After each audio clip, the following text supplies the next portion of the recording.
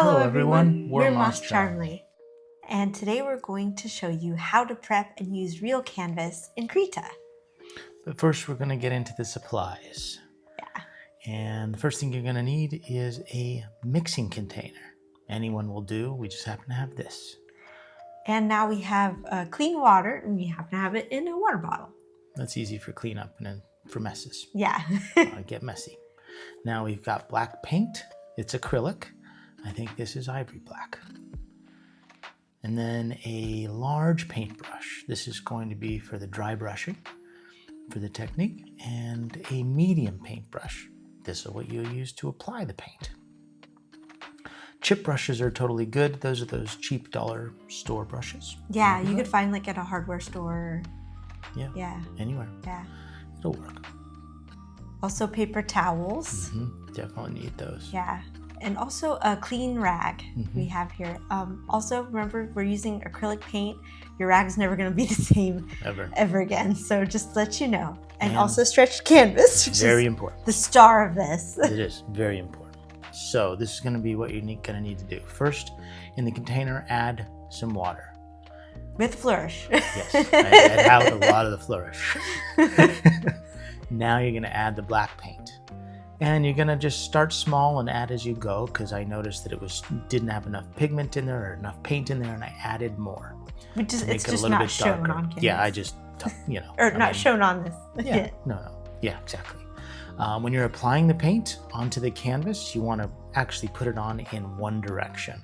Now, sometimes what you'll find is that the pigment's gonna get a little weird or chunky or have some strange sediment effects, but don't worry, that's what this is going to be for. You take the dry brush and you go in one direction all the way across the canvas and go from top to bottom, and you kind of smooth it out and you'll see how the texture kind of changes and things happen.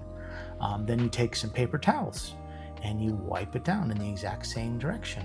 And guess what? You do it again. So you reapply the paint, do the dry brush technique and sort of even everything out. And then you'll take your rags, got a clean rag in this case, and wiping it down. Now the wiping down process is very important because as acrylic dries, it'll build on each other. And when you're rubbing on the canvas, it's going to take off that surface area, which is going to show here that the differentiation between those peaks and valleys or the actual topography of the canvas will definitely stand out more. Yeah, now we're going to cut the canvas. So we're going to use an X-Acto knife or a box cutter, any which one you might have. Exactly. So you want to cut them away from these stretchers or these spreaders, I should say. And X-Acto knife has awesome little thing because you can bring that down like that real easy, nice. Yeah, because you don't need it to be, a machete. Yeah, while you're doing this. Safety first. Yeah, safety first. Always, right? So, little X-Acto to clean it up a little. And that back is awesome. That's a good texture too. No gesso, it's fantastic. Definitely scan that later. Yeah. On our own time. Now we're going to measure this to fit into the scanner. So we're going to use rulers or scissor and a pencil. And a pencil. Yeah. So here we're just measuring the size that we want, and this is 8.5 by 11, so we can fit this into the scanner. So here it is measuring it out. And the reason why we did this is so that, sometimes this canvas might be a little bit uneven, the way the texture is put down or the paint is put down. So you can kind of move that piece of paper around to see where you really want it to be. And just cut it out along those lines that you did.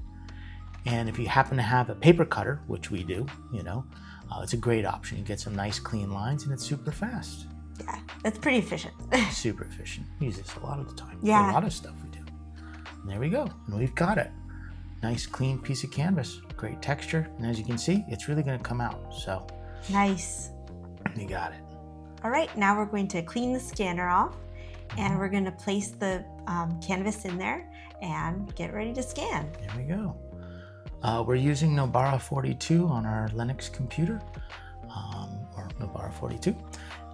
And it comes with a standard scanner application, which is great because it has all the perfect settings for us. Yeah, we're scanning this at 600 DPI. Yes. And so it's going to look really nice resolution, come out really nice. And here we're just measuring it so we get what we want. And It's scanning. Scanning it. So yeah, there it is. The next thing we're going to do is make sure we can save it because we want to keep it. We recommend saving it as a PNG image, and we're going to call it Canvas and save it. And then open it up in Krita. We have our canvas in the computer. We're going to desaturate it right here. So in Krita. So we're going to go into, filter. Adjust. Going to adjust. HSV adjustment. And we're going to go to the saturation and bring it all the way down. We're going to leave it just like that. Press OK. Nice. So there's no color in this anymore. Perfect. Now we're going to open up a new document. Oh, so yeah. File, New, right? Mm-hmm. And this is I think it's an A4. I'm always getting mixed up. I think it's A4.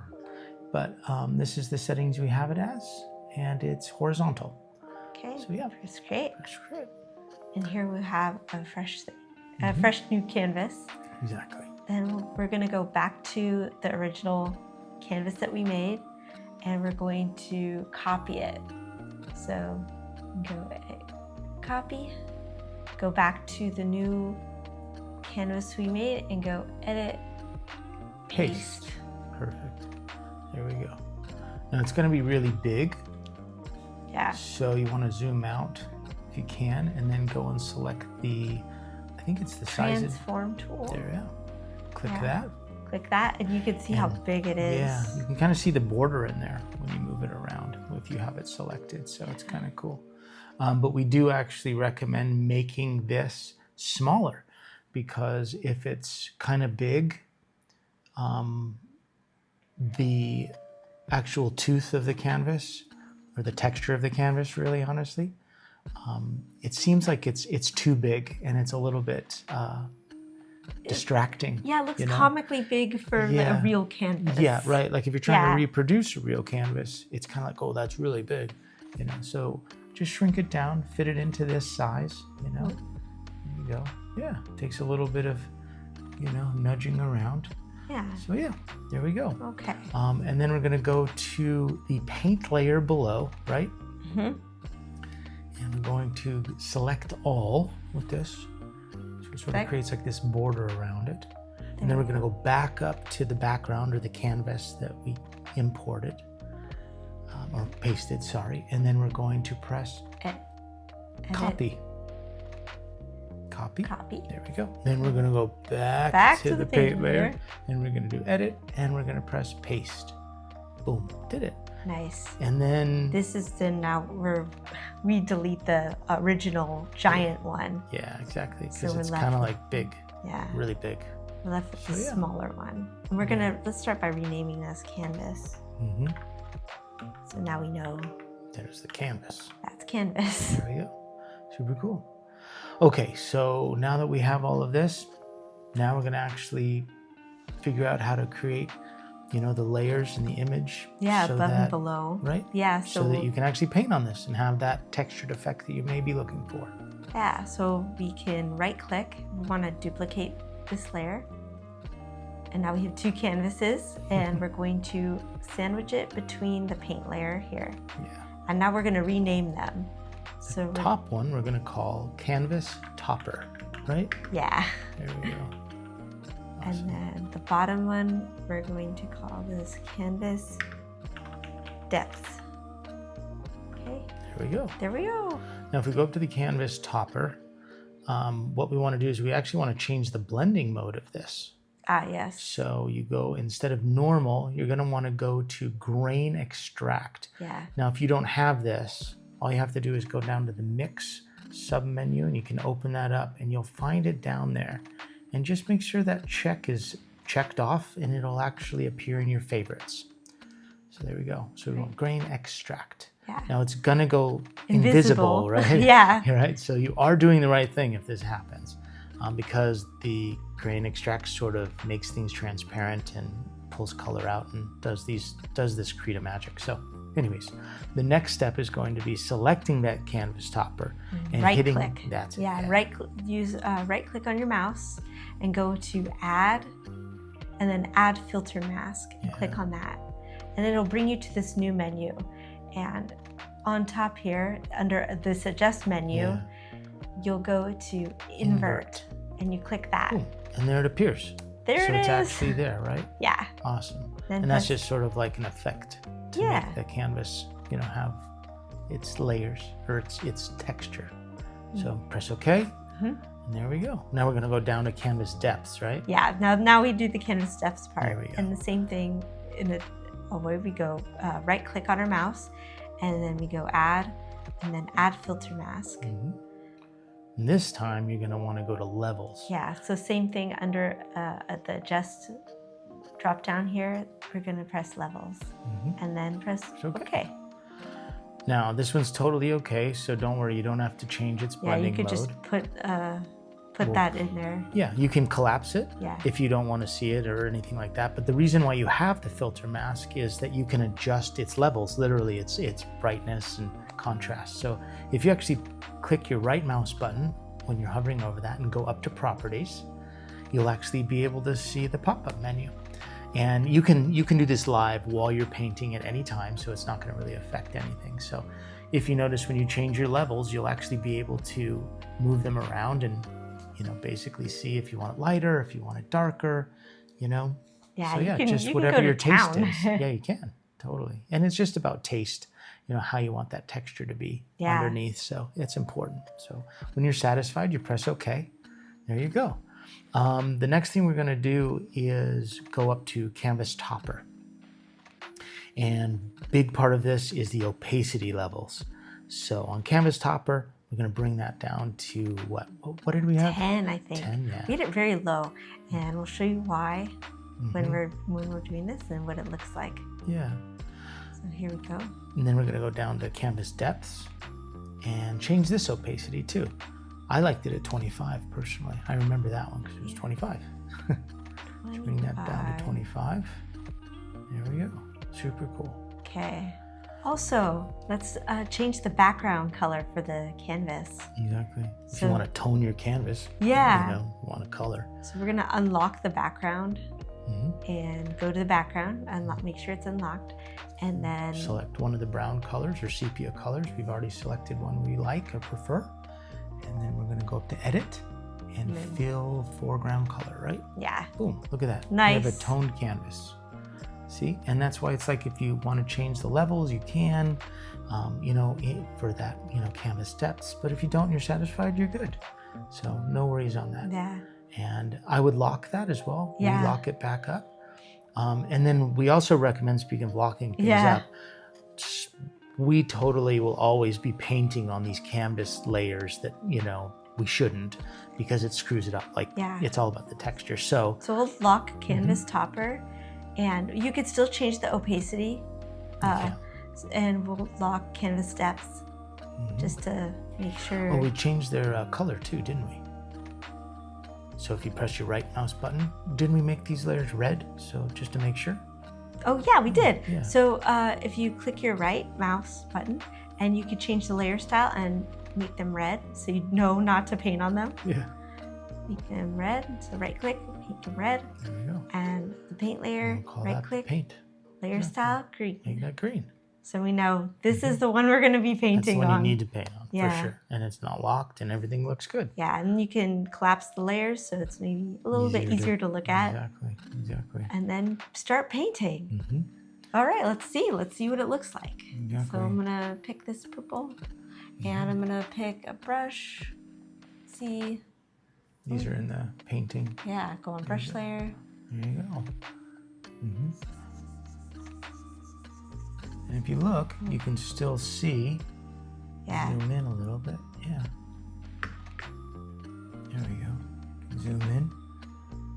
Yeah, you can still actually see some of this, the actual paint, the canvas texture. Yeah. Now, you may not like it, so if you showed some other colors blending, that would be kind of neat, just to sort of see how it would look. Oh yeah, that one's this that's is a a nice good one. I like that That's one. really nice. See? Exactly.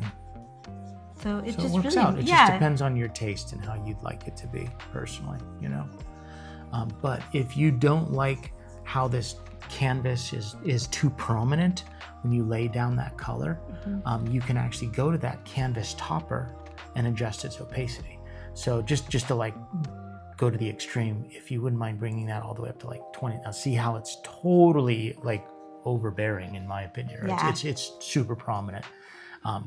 Just to let you know. So you can adjust this to your liking if you want something to have a little more texture, or if you want it to actually see a lot less texture, that's good. So we usually had it down to like what, 9 or 10 or something like that. So it's a hint. Just a little Gives bit. a little hint. You know what I mean? Because if you're actually working with true pigment and you've got a medium mixed. Yeah, it'll be thick on top of it. You could even, if you want, draw on top of it, make a new layer or draw on top of it. Or just, if you don't like it at all, you can turn it off. That kind that's your thing. Defeats the purpose of creating the texture if you want to interact with it. It does, because we like the on top, that look of it interacting together. Mm-hmm. And in reality, if you're painting on this, if you were painting in real life, or not real life, this is real life, but if you were painting actually with traditional art or traditional mediums, with oil paints, when you add a medium to that, like liquid or some sort of thinner or something like that, the paint, if it's an opaque paint or semi-transparent, you'll actually have a much flatter surface, and it sort of fills into those grooves, the ridges and valleys of the canvas. So this, in my opinion, is an excellent example of how you can reproduce that that effect. And even if you're using acrylics, you know what I mean? If you've got some acrylics and you add a medium, you thin them out, it'll have a lot of that same effect too, so yeah, you can do a lot. You can make purple trees, you can just have fun with it. So ultimately your imagination is the only thing that is going to hold you back. So so have fun and experiment. Definitely. And this is all up to you and what you want to use it for, but this is just an opportunity to experiment, right? And just sort of bring in a material that maybe you have used, or you want to bring your own canvas that you happen to like, some sort of stretched canvas. If you're transitioning from traditional artwork and want to go into a digital format, Krita is an excellent program for that. In my opinion, it is the best because it has amazing brush engines. The community is incredible, and it's just a great program. It's really awesome, and that is all true. I actually agree with that. I'm staying quiet just because I'm painting. Exactly, right? Yeah. There we go. So, right? Yes. I mean, we hope this helps you out if you wanted to bring in canvas and you just maybe wanted a specific canvas that you were looking for and didn't find it. Here you go. This is an option for you. Yeah. So here we go. Yeah, we hope we helped you out. MossCharmly out. Have a good day, everybody.